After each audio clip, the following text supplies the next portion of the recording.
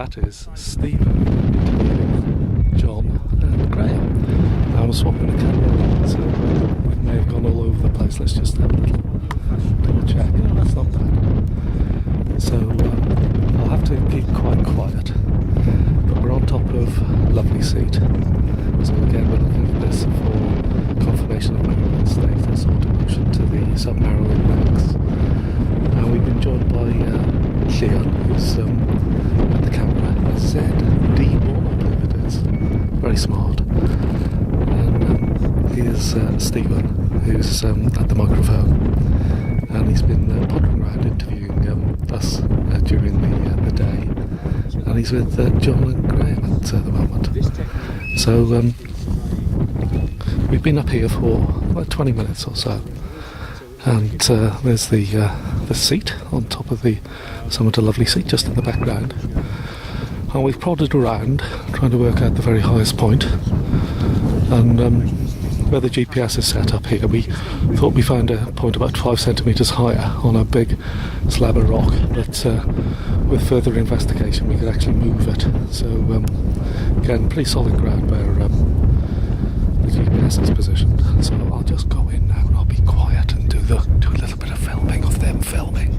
You pointed out the bull, we would call it in Welsh, yes. Wales, and it's the call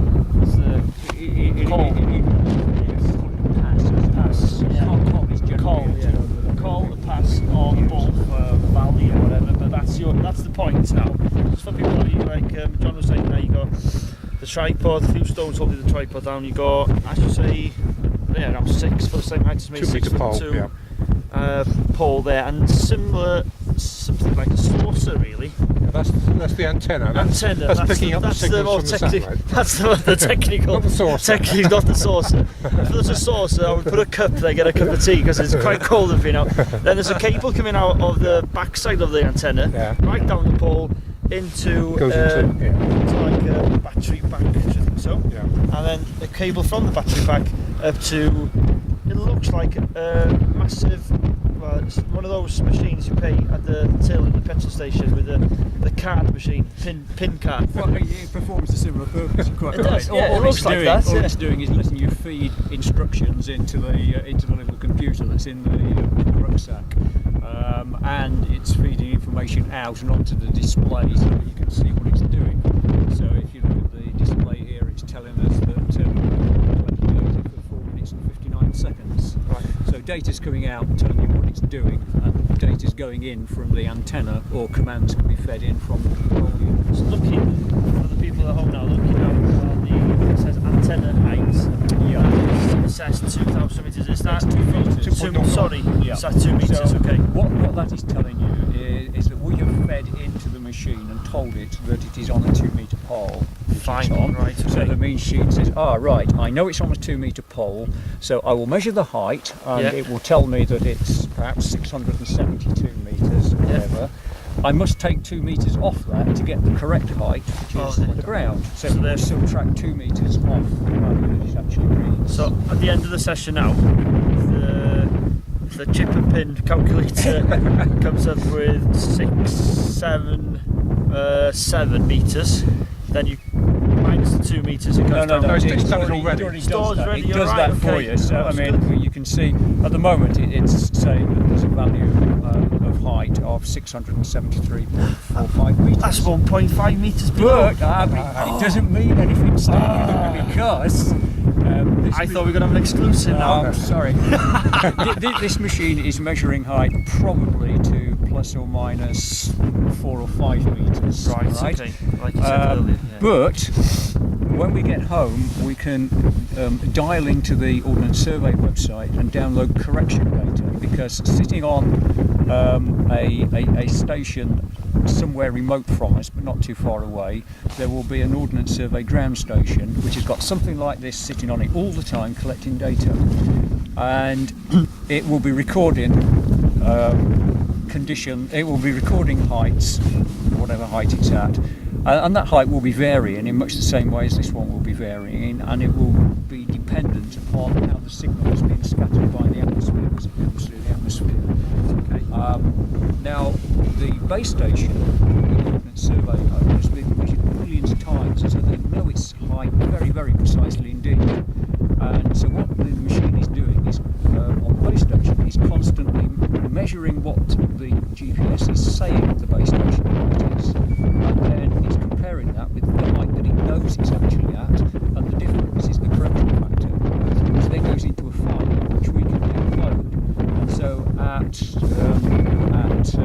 1408, the correction factor may be 1.4 metres, and so that correction factor will be fed into our software along with the data we're collecting today, and 1.4 metres will be added on or subtracted off depending upon which sign the correction had from the reading that this machine is doing now. And it's that correction that makes the technique so accurate. So it is a differential technique. You were measuring the height difference between here and the survey base station. That's what you're doing. That is the phenomenal accuracy. It's not just one result either, because we're collecting data here every 5 seconds. Now, when we go to the Ordnance Survey website and download their data from the base stations, they give corrections every 30 seconds. So if we collect for 40 minutes, we're actually taking 80 readings total, 80 different readings. So all those readings are then averaged. So it's not just a 1 point reading. It's 80 to 100 readings is the sort of development we take. Some people have got confused with that. They think we're doing perfect. And you're not. When you're doing a really serious reading, it'll take you 3 hours worth of data. I'd say 5 second intervals. So you're talking about a couple of thousand readings. All the times, lights are moving in the sky, the weather pattern is changing. So all the factors that may influence the height reading that you might make are being taken into account and changing all the time. Does the weather pattern, or the weather affect the actual reading? Well, it doesn't, but it affects the reading on here, but it's also affecting the reading on the Ordnance Survey base station in exactly the same way. And so therefore it's taken into account in the correction data.